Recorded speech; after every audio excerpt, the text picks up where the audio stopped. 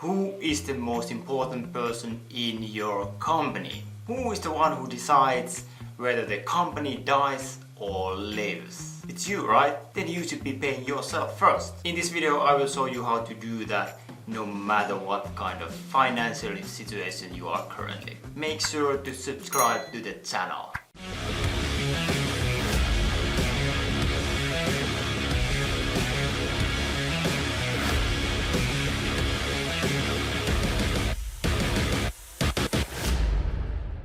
So if I have a company and even if I have a company and I have some employees, then who is the most important person in the company?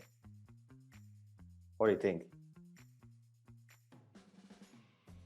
It is me, because the company does not exist without me. I mean, I can have a whole like superstar employees who are like doing all sorts of amazing things, but I mean, let's face it, if I'm not there, if I don't exist, the whole business doesn't exist. So that makes me the most important person in the company. So that's why I should definitely pay myself first. Second thing is, how can I do this? How can I also like pay myself first and additionally reinvest as much as possible back into this business? So I want to do two things: pay myself first and safely reinvest back into the company. So what is the system that I can do this? Well, the answer is profit first. So we have been talking about this for years and we've been using it for many years, and it's really good system. And I like what it says here, that profit is not an event, profit is a habit. So the author of this book is Mike Kolowitz, and let's see what he's saying here, that why did he write this book. So Michael is saying that I wrote profit first because the age-old formula of sales minus expenses equals profit was not working for me. So it makes logical sense, but in practice I found that I never had profit at the end of the day. My business always seemed to be check by check, and I thought that I could simply grow my way to profit, but never did. Then I tried a new formula of sales minus profit equals expenses, and have been profitable ever since. So I thought other companies to do the same and it worked for them. That is when I knew I had to write a book to share the process with everyone I possibly could. So, and the key thing here is that, I mean, where you put your focus, that's the thing that is going to be expanding. And if you're putting your focus into sales and profit, then those are the things that are actually going to be growing. So, but I mean, okay, what are the problems that we are solving here? Because we don't need any kind of system if we don't have any profit. If we don't have any problems. So what's the problem? Well, typically business might have many different problems in terms of cash flow. And this is a really common one. So lack of awareness. So where does the money go? So money comes in, money goes out, but I mean, where does it go? So fear. Okay, what will happen when I don't get paid on time? And this means like also different kind of buffers that business should have. So let's say that something goes wrong and there will be no income for the next 2 months, or maybe 4 months or 6 months. What happens to the business if suddenly the income is not coming anymore? And then, are you able to pay the bills next month? Motivation. So what will keep me motivated for years and years to come? So I should probably pay myself, right? Just to also contribute to motivation and growth. I mean, you pay yourself, but how much can you can you actually invest back into the business, and how much? How to invest safely so I will not run into any kind of problems. So here's actually a review of the Profit First book by someone, and it's actually really interesting there, what this guy is saying. So he's saying that he believes that if I had adopted the practices in this book when I started my company 10 years ago, I would already be a millionaire. And I really actually believe this guy, because this principle is so powerful. And its difference is that, okay, if you have a business that you've been working on 10 years, if you have not really like taken focused on profit, and not only focused on profit, but also like taking profit to yourself consistently, then what is going to happen is that, I mean, after all this time, 10 years, I mean, you might be in a situation that, I mean, your wealth has actually not increased that much, because you be basically just going check by check pretty much. So the key concept with Profit First are that, first of all, like Parkinson's law. So what is Parkinson's law? So it means that work expands so as to fill the time available for its completion. But it can be also like adopted in this kind of situations. So it means that you make use of what you have. So it's not only about time, it's all about money. And just think about toothpaste. Like if you have a new like a box of toothpaste, then like probably in the beginning you're going to be using lots and lots of it. But let's say that it's getting you're running out of toothpaste. How long will you keep using it? For how many days can you survive with that minimum amount of toothpaste? Yeah, typically it typically lasts for days, weeks, and maybe even a month if you're really frugal. So that means that, I mean, frugality and these kind of constraints actually increase innovation. So the more constraints you have, I mean, the more innovative you will actually become. And so the less money you have, the more innovative you have to become. So it's not a question of if you are innovative or a person or whatever. No, I mean, it's just a situation that you have to become innovative. Because, okay, if you don't have the available money to pay certain, for example, equipment or whatever, and then, I mean, you will find ways how to do that. Why? Because you simply have to. There's no other choice. And that's why there's second key concept is really like removing these temptations. So if you only have bank account, I mean, if you're only using one business account, then the temptation is there that, okay, I mean, I have plenty of cash in my bank account, so I can do this and that and that, and I can reinvest so much into inventory. And yeah, I mean, I could actually buy a new equipment. I could actually buy new phones and computers and all that stuff. Yeah, and I could buy new training as well. So the way to like remove temptation is that if you actually have multiple bank accounts and you have like certain bank accounts are allocated for a different purpose, and then you would have this kind of vault. Vault would mean that that's an account that you never ever touch. So, and the third key concept here is frequency. So Profit First has this 10-25 rule that you go through the cash flow twice a month. So that's really the cash flow rhythm. So one thing in order to do Profit First is to have these different bank accounts. So first account is this income account.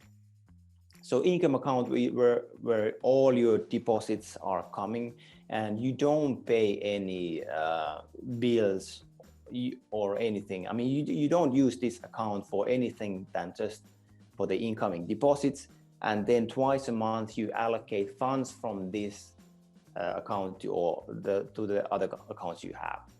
And then first thing you allocate is profit, and this is basically made on a certain percentage.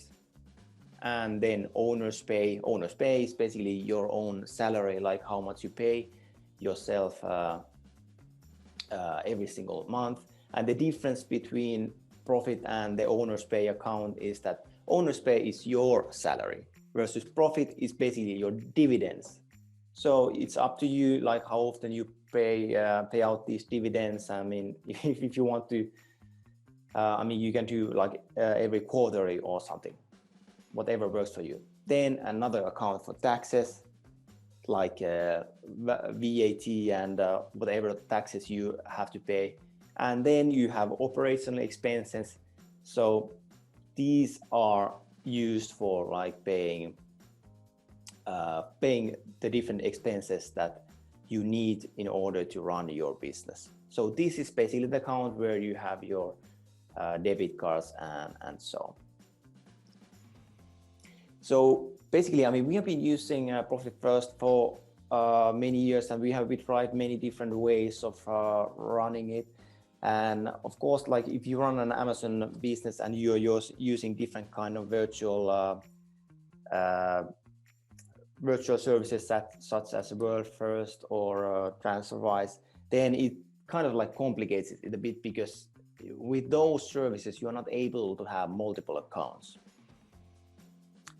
So, but if you think about traditional like a bank, then I mean, you could have different bank accounts there. And for example, this one system that we used for quite some time. So we had the income, then materials. That means like paying for the inventory and inventory shipping and that kind of stuff. Then subcontractors, profit vault, owner's pay, salaries, travel, training, employee payments, loans, taxes, operational expenses, and that kind of stuff. So we can actually share you a file how to calculate this profit first payments, and the file looks like this. So it might be a little bit scary, but point is that you it goes by basically on month by month, so twice a month, so on the 10th and on the 25th. So you just specify there that or how much you have on the income account, then it will basically just count on your behalf that, okay, what are you going to move to each of these accounts? Like how much are you going to move to manufacturing, like materials account and so on. There's a good example there. You can see that on the 10th of first month, you only put in how much you got, 281K, and now you put in how much is our salaries this month, 42K, and then I put 1,000 to operational expenses, and the rest of it for calculation by itself. And then this is how we were, like everything is divided automatically, and basically, yeah, really cool. And I mean, then point is that if you're just starting out, then you don't go all crazy with this, because let's face it, like if you are taking into use a new system that is really complicated, then the odds that you're going to be keeping it up are pretty slim, because it's just going to feel overwhelming and you just end up hating the whole process. So it's much better to take start small and just basically never stop, just keep improving it all the time. But the point is that you start small. And the thing is that, I mean, it's basically up to you to decide that, all right, so how much am I going to be spending, what kind of profit percentage am I going to start out with? You can start with, okay, 1%, 2%, 10%, or whatever makes you comfortable. But point is that when you get like income here, then the first thing you basically pay is the profit. And then you check out, all right, well, I mean, salaries are fixed amount, and you might have other stuff that also fixed amount. So apart from those, then it's basically just percentages. And it's definitely have like targets. And if you have like USD euro accounts, then you just treat those separately. For example, if you're selling on Amazon Europe and Amazon US, I mean, from Europe, you're going to be receiving euros. So you kind of like should treat that account differently. So yeah, so we're going to share this file to you, but that pretty much sums it up. Yeah. Anyway, the typical stuff is that, yeah, we know that stuff. Yeah, of course, we know. Yeah, pay yourself first. Of course, makes sense, right? Like whenever you talk about it, like people are like, of course you need to pay yourself first. But listen, are you actually doing it? You know, are you actually doing? I see it all the time. And the typical, it's funny thing that is, I see also the pattern that where you have two business partners in one business, and usually one is the person who is like, no, everything back to the company. No, why do you need more money? Why? How much you need? Like, isn't that enough already? You know, and the second one usually is like, let's get more money out, right? So, or then let's just, you know, I don't know, like, do something with the money, right? So it is important that you pay yourself. It is extremely important.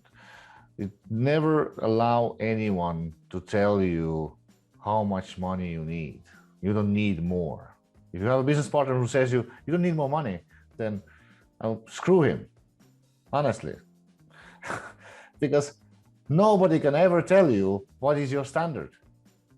You want to earn 50K, that's your standard. Who cares? It's none of other people's business how much you want money. So actually paying yourself more than you need is a good habit. Is a habit that you want to actually increase. Yes, and let's say that I start a new business today, and I work on it. Let's say maybe it's a new Amazon brand or whatever. So I started today. I work on it for 1 year, and I think I'm really smart. And I'm just going to reinvest like 100% of the funds back into the business. So after 1 year, like it has been growing okay. Now it's not great, but I mean it's doing okay. And maybe then at that point something happens, maybe either to me or the business or whatever. But I mean, the business is So yeah. what Only actually competitors come with the lower prices, better products. Amazon shuts your product listing down. New regulations on the market. Boom. Yeah, Suddenly, maybe patents, trademarks, or whatever. Yeah. Suddenly you sit on all your money on the inventory and nothing left. And so yeah. The thing is that like if your business goes down at that point, then you're basically okay. What was it for? I mean, you have basically nothing to show for. So that's why I'm saying, like a lot of people say that, yeah, it's common sense that you pay yourself first. It's always common sense, but for some reason, everybody do it. You pay yourself last. Everybody paying themselves last. So yeah, it's a good reminder. Yes. Good reminder that keep yourself motivated. Pay yourself. Feel the fruits of your work. Yes, and I mean, constraints increase innovation. So let's say that you need to pay yourself a big amount. What is going to happen? It's definitely going to start like, it's going to create this constraint that, okay, your business has this owner who needs to be paid every month quite a large sum.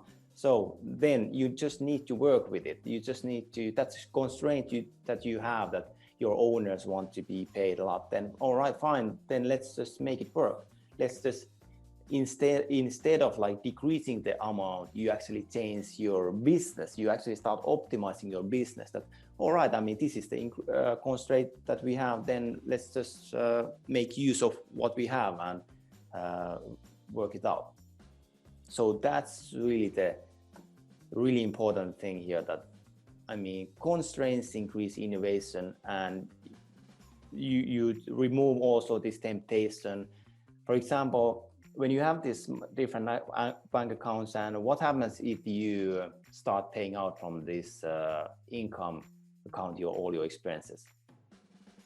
Then you will basically violate this whole thing, and then you have the temptation again to like break the rules. So thing is, like when you have these multiple bank accounts, and if you like really accept, like respect it, then that basically removes the temptation. Does anyone has any experiences with Profit First? Has practiced this already and done it?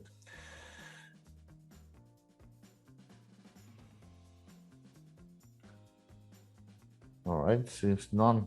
But anyway, it's okay. Actually, it's completely okay, because you know this is something that you can adapt, and I recommend to adapt, because you know if you set yourself, for example, you pay percentage from the income to yourself already, and you see when you work better, you work smarter, then you get more money out of it. Then it's already motivation, right?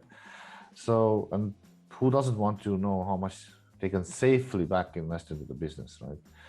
So Yanni is saying they have. So Yanni, are you using like basic banking accounts for this, or you have money in different banks, or how do you do that? Actually, we have 5 different accounts, and I read a book which was a modified version of this basic Profit First. It was Profit First for e-commerce sellers. And there was quite a good approach for inventory and all that kind of stuff. Yeah, I actually haven't finished that one. I actually have the book. Yeah. It would have needed even more accounts, maybe 9. How many was it? Yeah, but and we were not able to open more than 5, so we have 5. Yeah, it can be. You can go crazy with these accounts, and for bookkeepers, they hate you. Yeah. Bookkeepers don't like this at all. It's more work for them. Yeah, but I introduced it to them that I'm going to share any income and put it on different accounts, and they were okay with it. And then I actually did another Excel in which I can see my whole cash flow. So it's kind of like you spread the money in the different accounts, and you have different money for profit, different for inventory.